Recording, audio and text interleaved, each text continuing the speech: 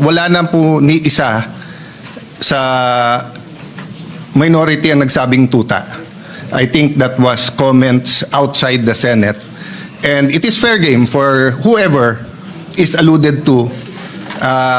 Both ways po, di ba? Pagka may sinabi tungkol sa minority, pero hindi naman kayo nagsabi or hindi dito sa floor or sa media sinabi ng ibang kakampi or supporter, fair game yan. Part ng another rule is the Constitution.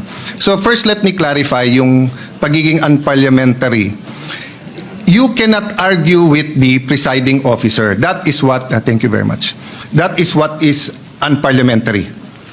You cannot argue with the presiding officer. Klaro yon, we all agree on that. But you can ask a question sa Senate President. Then the Senate President has an option to answer it himself or to pass it to the majority leader or whoever is in charge. But in this case, last week, because it was a decision by Senator Soto, our Senate President, hindi lang ng majority, our Senate President, you chose to answer it from there, which is your privilege. So we didn't mean to argue with you. But the procedure would be to either ask someone else to explain it or for the Senate President to go down at dito po mag-argue so that we do not argue with the Senate President. So if there was any form of disrespect, Mr. Senate President, we did not mean that. Pasensya na rin po kayo. But in the same manner, we have to argue our point of view and rules. Kasi dito, ang daming congressman na nabanggit and wala tayong sinasanto dito. So kung may senador nababanggit, so be it. We have to get to the bottom of all of this. We need a national reset. Dapat lumabas lahat ng katotohanan. Nung sinabi kong we all have to repent, totoo yun. We are all sinners, but that doesn't mean na yung most guilty, yung mga guilty, lahat ng involved dito ay hindi dapat ma-expose at dapat parusahan. Ang problema nga, may gumugulo. At kung ikaw ang mastermind, guguluhin mo to. So ang problema namin, Mr. President, is that, and I think the Senator Marcoleta, the former chairman, will bring it up, no? Wala pa tayo dun sa state witness, eh. Nandun pa lang tayo sa protection of the witness, sa mga diskayas. Pero lumipat po tayo dito sa Assistant DE. Nagulat po kami kasi nga, hindi binalik sa Senado when he was still chairman. And Majority Leader, just to be concise, I'll read the rule. Sabi dito sa rule sa page 6 of 7, section 6, subparagraph C, a witness cited in contempt may be ordered detained in such a place that may be designated by the committee alone. May word po na alone. Or with the concurrence of the Senate President. And in our discussion, the new chairman admitted that he was not consulted. It was the Senate President. But I myself, I said, siguro pag nasa ganun sitwasyon, kailangan umakto kaagad. I mean, the record, Mr. President, will bear me out, di ba? Na sinabi ko naman, di ba, na ayaw nyo magkaroon ng constitutional crisis, nagsalita yung House, nagsalita yung Senate. Ang problema nga po, hindi naman po simpleng request to ng Speaker of the House, eh. Yung mismong witness, siya nasusunod, eh. Sinabi niya dun sa House, eh, wag nyo na ako ibalik sa Senate, hindi siya binalik. So yes, initially, the issue was not where. The issue is not where to detain him. The issue is who has authority and ano ang rules natin. Ang rules natin yung committee. Ang committee hindi lang yung chairman. But at the last minute, napag-usapan natin dito at hawak ko po ang ating minutes or yung galing ba to sa journal? Transcript, no? Meron pong TSN po to. Nag-motion eh. Ang plenary po, mas mataas sa committee. So, paano po nangyari na si Assistant DE, sa simpleng request niya, hindi naman nag-meeting yung committee. Ako as minority leader, automatic, hindi naman ako nakonsulta. So, ang problema namin sa minority is not really where he is detained. Eh. Ang problema namin, can we rely on the rules? Because ang tamang procedure doon, kung hindi natin pinagbotohan to sa floor, is that either the chairman decides and we all give our concurrence sa chairman or he informs us, may letter, anong tingin nyo? Then of course, masusunod naman yung majority, minority naman kami. Pero hindi na naman ganun nangyari. Tapos maririnig namin, mababasa na lang namin sa dyaryo or sa internet or maririnig namin ngayon sa majority leader na yun ang naging desisyon. Hindi pwedeng magdesisyon ang plenary tapos mababaliktad na lang ito. So the issue is not just Bryce. The issue is also the rules of the Senate. Ganun din po I don't know who wants to answer this. Ano ba ang rule natin pagdating sa CCTV? So, I put this on record. I will put it on record. Hanga ako kay Senator Lacson mag-imbestiga. And I support him to go all the way. But hindi ba kung meron tayong sinususpetsa dito, you make a request for the CCTV. And then, you have a conclusion. Kasi kung hindi, lahat na lang tayo titingin sa CCTV tapos sasabihin natin dito, may nakita akong ganito, pumunta sa media. May nakita ko, pumunta sa ganito. Di ba? So, yes, the government is under attack and that's legitimate. The Gen Zs are rising up. That's legitimate. They should. But we should not attack ourselves. Kung meron guilty sa atin dito, i-expose natin tapos sa Ethics Committee. Huwag natin pigilan ng witness. Kung gusto ituro ni Bryce, kung siyam kami sa minor, ituro niya. Pero sundin natin yung rules, no? So before I let go of the floor, I think Senator Marcoleta on the same topic wants to say some things. But whether he will say it or not, Mr. President, no? I don't know the pleasure of the body sa plenary. At mas marami naman kayo eh. So kung gusto nyo dito sa Senate, okay. And I think Senator Estrada also found out that both in the PNP custodial and in the Pasay City, walang taga-usaha. Tama ba yun? Sa custodial, hindi totoo na it was under the custody of USAA kasi walang taga-USAA ang nandun. So we do not know what transpired during that time.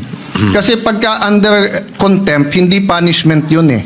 Binibigyan mo ng oras yung witness pag isip-isipan kung magsasabi ng totoo hindi. But if we allow people to come in and talk to him, hindi mo na alam kung sino nag-guide sa witness na yon. Ang pwede lang yung abogado niya, maybe his family, di ba? So I think this is legitimate without pointing fingers to anyone. I don't know what the Discayas will say. I don't know what Bryce Hernandez will say. Let them say everything they want to say. As Senator Ping naman said, may resibo. Pero katulad kay Joel Villanueva, peke yung resibo, ghost yung resibo eh. Hindi pala screenshot yun eh. Pinicturan pala ang cellphone. Ang screenshot, cellphone, sinave mo yung screen. Eto, cellphone, kinunan. O, sabihin mo na, sige, let's not on technicalities. Tapos tignan mo yung laman. Yung laman, member daw siya ng CA, hindi siya member ng CA doon. At tapos na. Kay Senator Jinggoy, naka-Amerikana, minsan na nga lang mag-Amerikana yung tao eh, nung birthday niya. Pero ang picture sinabi, birthday niya, hindi naman. So, yes, may resibo. Pero may peking resibo eh. But we will address that at the right forum, Mr. President. But, again, we have to follow the rules. Sabi ng Supreme Court sa case ni Vice President Sara, sa tamang paraan, sa tamang panahon. Senator Marcoleta, will you... Same issue eh. Same issue ba? On. Yeah, same issue. So that isang sagutan na lang, maybe I can... Mr. President, Majority Leader. yes, we'd like to recognize Senator Marcoleta, please, Mr. President. Senator Marcoleta is recognized. Mr. President, I rise on a question of privilege. There are recent unsettling statements. Yeah, Mr. President, just to, before, my apologies to Senator Marcoleta, because Senator Erwin has been quietly, diligently waiting for his turn to give his privileged speech.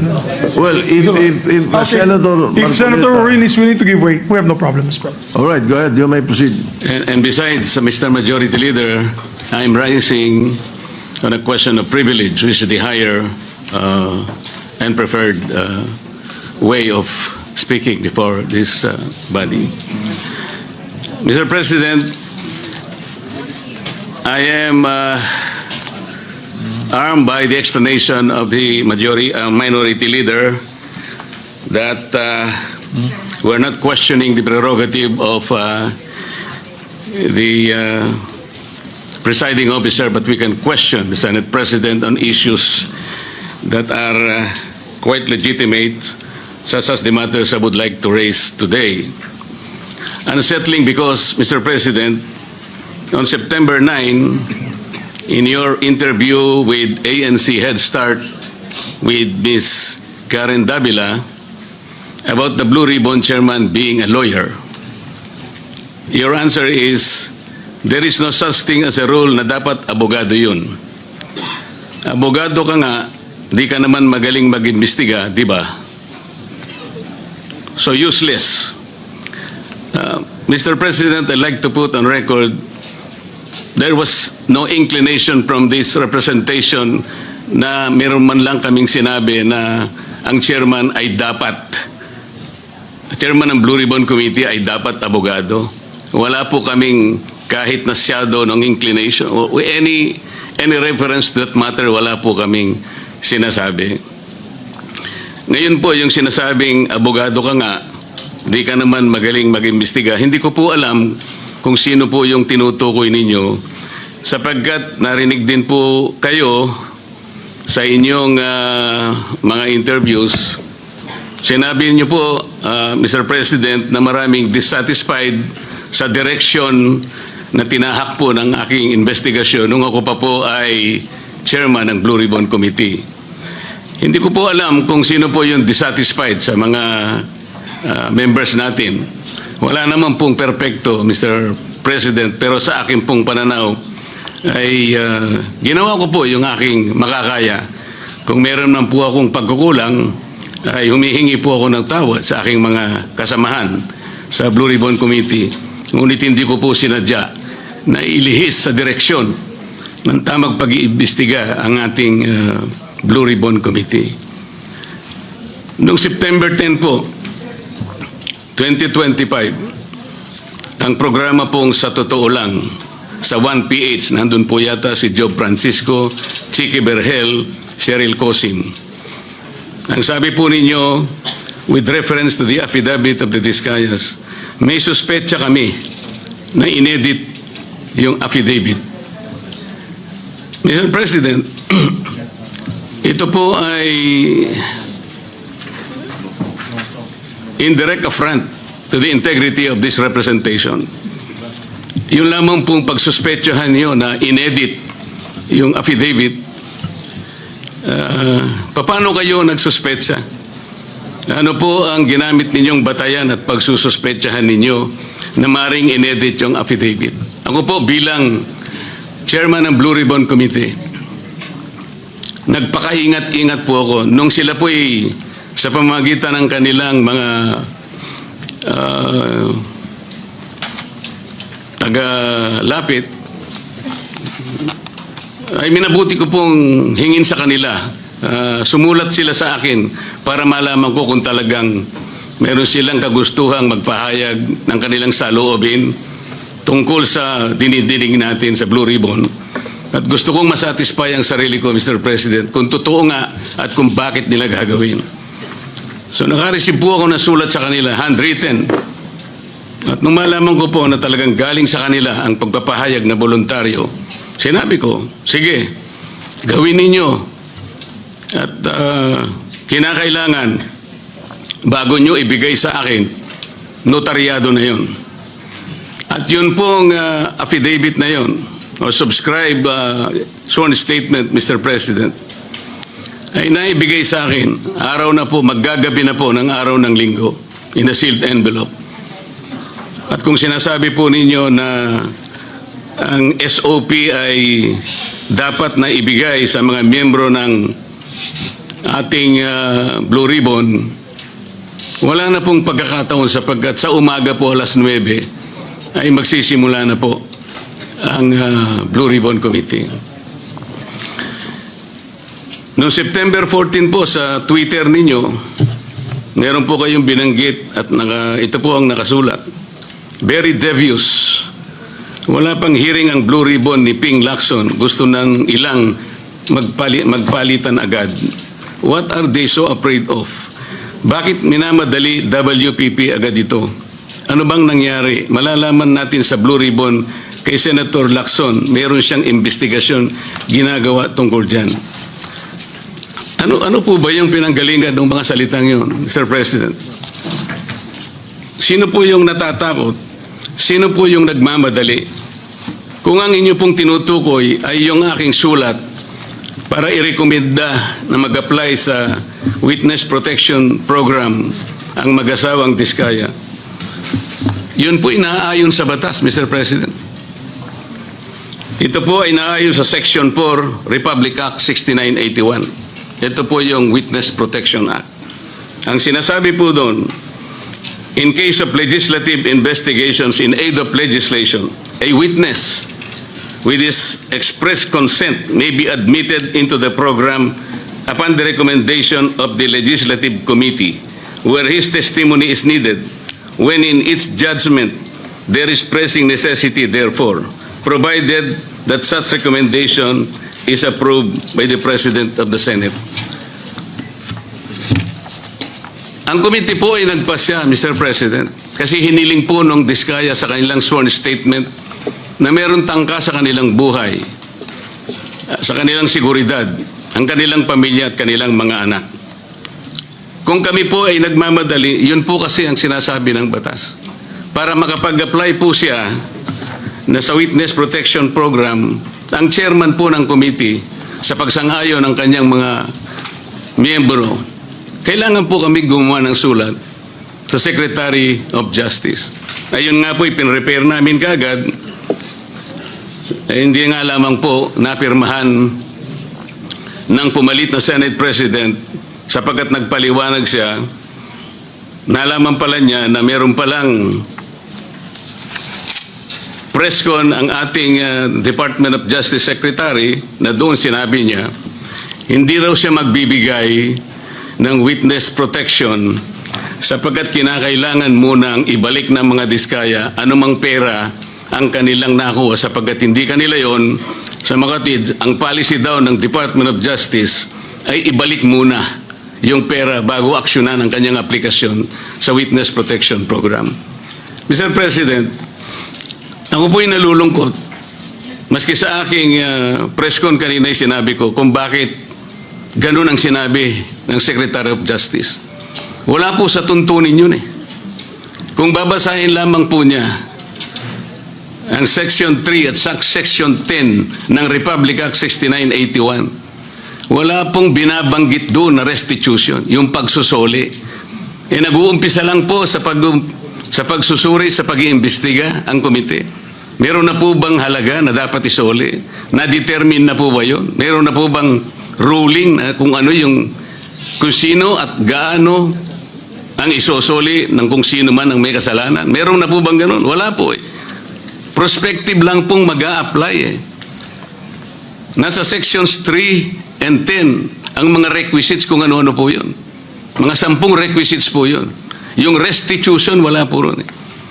Kaya po ako'y nalulungkot kung bakit po binanggit yun ng Secretary of Justice. Samantalang, nung pong linggo, bago magkaroon ng hearing noong September 8, nagkausap pa kami at binigyan pa niya ako ng kasiguruhan na sige, ibigay mo na sa kanila ang pangangako na mabibigyan natin sila ng immunity sapagkat tayo naman ay magka-partner sa kagustuhan natin, pati yung Witness Protection Program ay ating maipasakagad. So yung pagbibigay po niya sa akin ng garantiya, kasama na po yung kanyang USEC.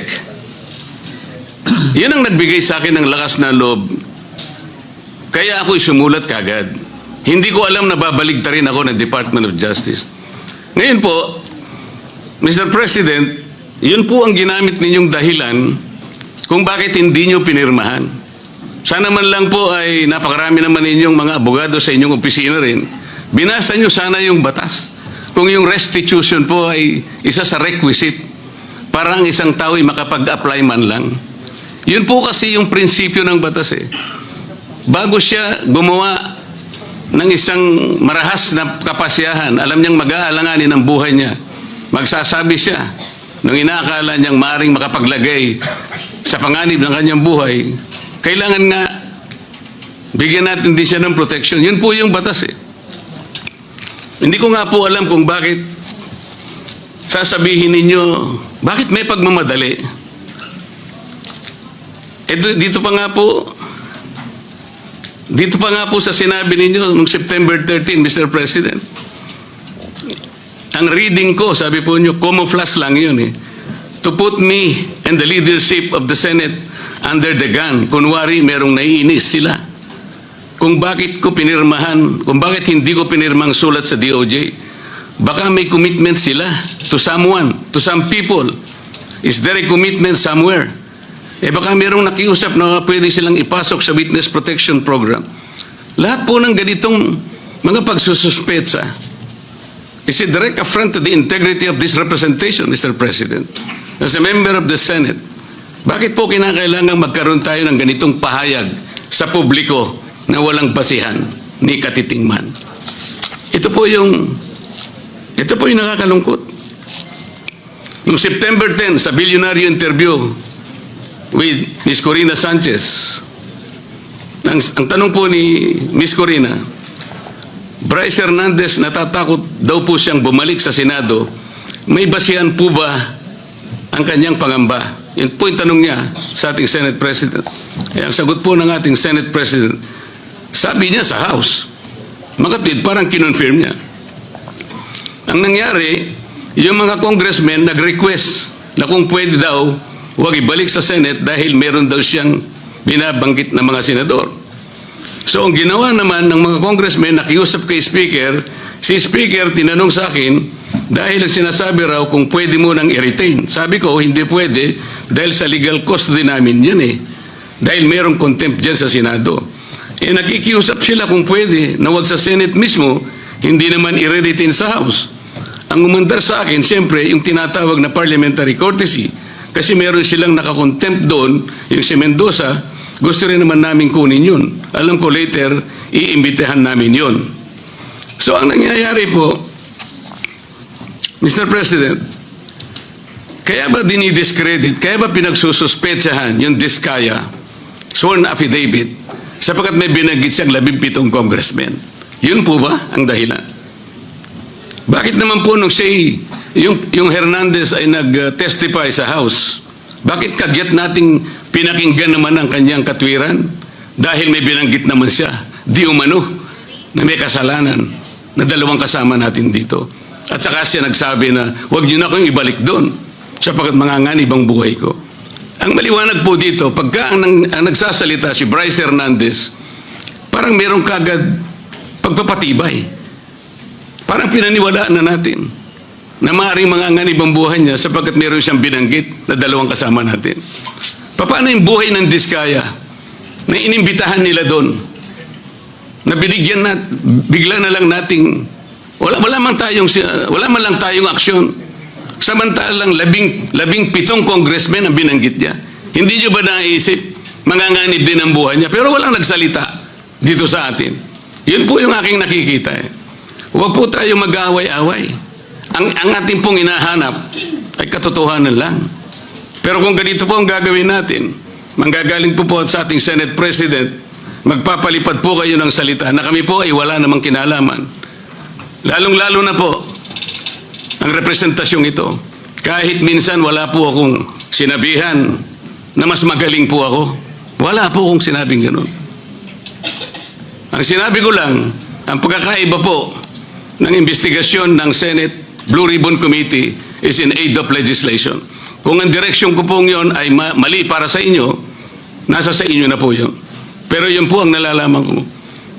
Sa 3 pagdinig lamang po, nasabi ko na po kanina sa press con, sa 3 pagdinig pa lamang po namin, nakita ko na po ang pangangailangan ng halos 14 na legislative measures na dapat natin kagad na ipasa para sa ganon, maayos natin, ma-address natin kagad ang malalang problema ng corruption sa ating bansa. Maraming salamat po sa pagkakataon, Mr. President. Thank you, Senator Marcoleta. Majority Leader, Yes, Senator Kiko Pangilinan would like to be recognized, Mr. President. an objection? Hearing none, Senator Kiko Pangilinan is recognized. Thank you, Mr. President. This is not an interpellation, just a manifestation. Mr. President, bago pa man naglabas ng affidavit ang mag-asawang Diskaya, nag-comment na po ako dahil narinig ko doon mismo sa hearing nung tinanong siya nung ilang mga senador, binanggit niya ang mga pangalan at sinabi niyang mula 2022. Hindi bago ng 2022. Wala pa ho silang affidavit noon, tinanong sa kanila sa hearing. Kaya noon pa man, nag-comment na ako. At ako mismo sa comment ko, sabi ko, mukhang Photoshop tsaka edited. Hindi yung testimonya, hindi yung affidavit, kasi wala pang affidavit noon eh. Testimonya pa lang nung una o pangalawang hearing. Kaya, in fairness to the Senate President, kung sinabi niyang edited, I was not referring to, this representation was not referring to the affidavit or in any way referring to the chairperson of the Blue Ribbon Committee. I was referring directly to the testimony given during the hearing, public hearing, of the Diskayas, that they said they started flood control projects in 2016 and then went on to continue until 2025. And they too said na itong mga binanggit nilang pangalan ay sa 2022 lang. So, kahit na wala pa ho yung affidavit, doon pa lamang sa kanilang mga testimonya during the public hearing, nakita ko na mukhang hindi kapani-paniwala. At least this is my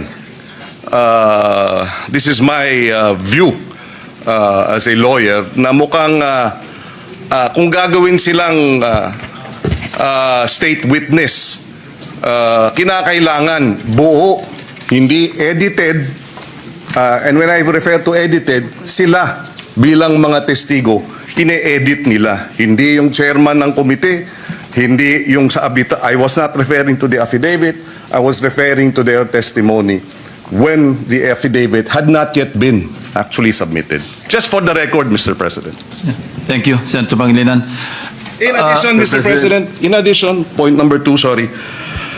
I was a member and continue to be a member of the committee, the Blue Ribbon Committee. Unfortunately, as was pointed out by the former chairperson, it is the committee that decides as to whether or not we will agree to have a witness taken as in custody to become a witness under the Witness Protection Program. Unfortunately, as a member of the committee, I was not able to read the letter of the chairman then addressed to the Department of Justice.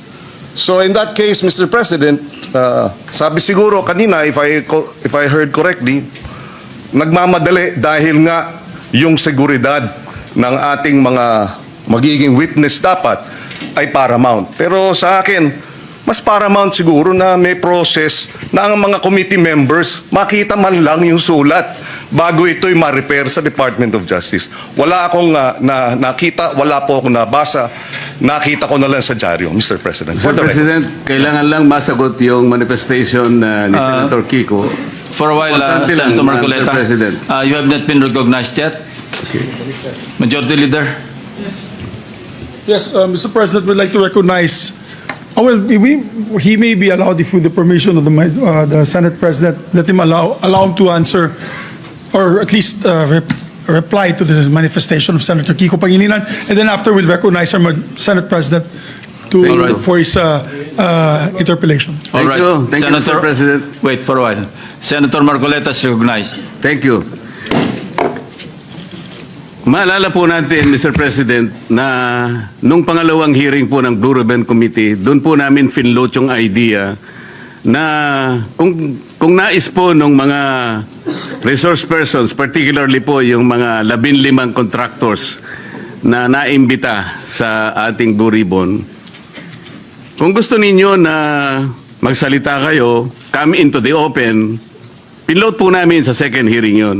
Makakatulong po kayo sa Estado, lalong-lalo na po kung magbabanggit kayo ng mga taong alam ninyo na mas malaki kaysa sa inyo kung bakit nangyari ang matinding korupsyon sa ating bansa.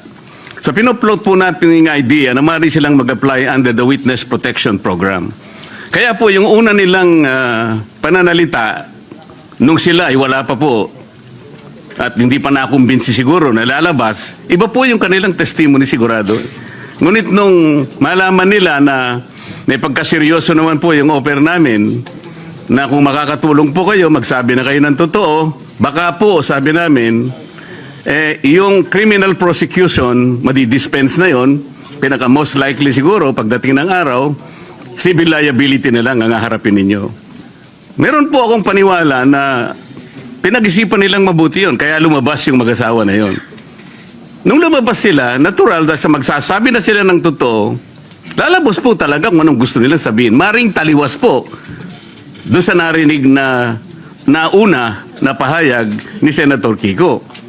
Sa mga tweet, hindi po pwedeng pagbasihan yung nauna nilang pagsagot sapagkat hindi pa sila nakapagpasya na kanilang sasabihin na kung anong nalalaman nilang totoo sa kanilang kalooban. Yun po yung totoong nangyari ron.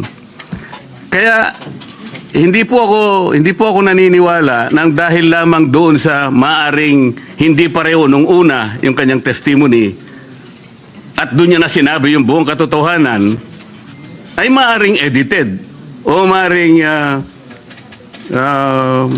may pagbabago o hindi pwedeng pagbasihan. Sa aking palagay po, ang pinag-uusapan natin, ano man yung kanilang sinumite, wala pong karapatan ang sino man sa atin na husgahan yun eh. Yun po yung kanilang nalalaman eh. Pagdating po ng araw, ang korte na po ang gagamit doon kung sakasakaling matapos po yung investigasyon na ito. Nagkaroon po ng committee report at sinumiti po at ang rekomendasyon po ay ipagsakda lahat ang mga tao may kinalaman dito. Yun pong mga ganong klaseng dokumento ay pupunta rin sa korte eh. And in the final analysis, only the court can determine yung veracity o yung kawalang katwiran, kung meron man, ng mga naunang pahayag. Yun po yung gusto naming mapansin, Mr. President. Salamat po. Thank you, Senator Marcoleta. The Senate President is recognized. Thank you, Mr. President. Thank you, Mr. President. Well, I decided to go down from the rostrum so that I can either answer or debate with any or with any interpellations from our colleagues. No, but let me just try to explain some of the points that were raised. That to me, and that is my opinion, inaccurate yung mga intindi or inaccurate yung perception in these interviews that I am, the media has been conducting with me. Ang totoo nga yan, dami ko pa nga iniiwasan na interview eh. Kukunti pa nga yun eh. Pero whenever I am asked, I come out with my opinion. You don't like my opinion, but you have to respect it. In much the same way as I respect your opinion, whatever it is. No, but when it comes to the issue of legal, there are rules to follow. So let me start with what the minority leader said as far as the Blue Ribbon Committee is concerned and the order. Malinaw sa rules natin eh. A witness cited in contempt may be ordered by detained in such a place as may be designated by the committee alone or andun yung or with the concurrence of the Senate President by either one detention order.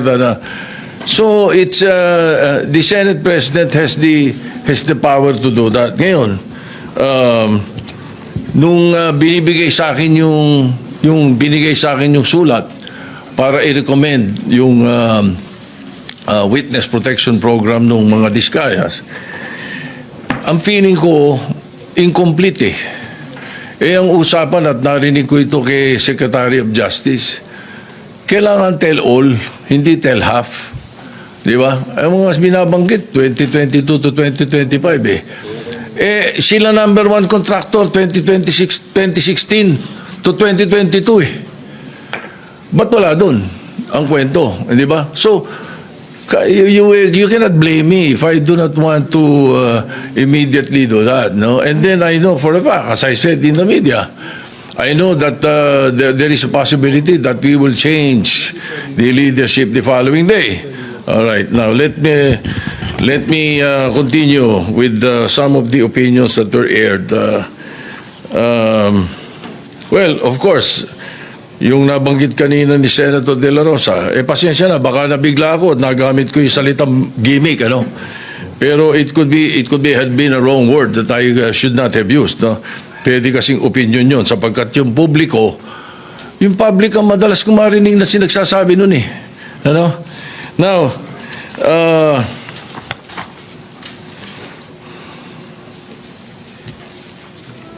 as far as I'm concerned, there's nothing illegal or out of the rules that we have done. My opinion, as aired, kung hindi nyo nagustuhan, pagpasensya nyo ako. Kung hindi nyo nagustuhan yung mga sinabi ko, na opinion ko. Pero I never mentioned names. When I said, baka na-edit, tama yung sinabi ni Senator Pangilinan. Iba yung thinking eh. Bakit iisipin nyo kagad na pinapa-edit ko yung affidavit? Hindi ba? Hindi eh. So, and when I say those things, you should not feel alluded to. Wala naman akong binanggit na pangalan eh. Di ba? And then yung tinatanong, binanggit yung tungkol sa the Blue Ribbon being a lawyer, does not have anything to do with Senator Marcoleta. It was a question by the public. It was a question even by Secretary Claire Castro or Attorney Claire Castro. The question was, di ba kailangan abogado yun? So that was asked of me. And I said, no. Nothing in the rules says so. Wala naman talaga eh. As a matter of fact, we elected Sani Alvarez as Blue Ribbon Chairman for 2 years. And he's not a lawyer. Binagdebatihan na namin nila Neptali Gonzales yan, tsaka nila Ernie Maceda yan, matagal na. Ano? No. He's never a lawyer. Sani Alvarez was not a lawyer. Oh, we even debated about it. Oh, I am very sure, 100%. Oh. Anyway, so again, no? Wala akong binabanggit na gano'n. You should not feel alluded to when I say na ang mga... Kasi, tinatanong nila, hindi naman daw abogado Senator Lacson. Magaling na investigador eh. Di ba? Talo niya ng karaniwang abogado. Hindi ko sinabi, si Senator Marcoleta, abogado na yun o sino pang abogado. I never mentioned any name. I was saying, napakadaming abogado sa Pilipinas, libo-libo. So, a lawyer who was not well-versed in investigation, mas gusto ko na yung investigador. That was my point. Ano ba? Why will you feel alluded to, Mr. President, if I did not mention your name? Di ba? Now,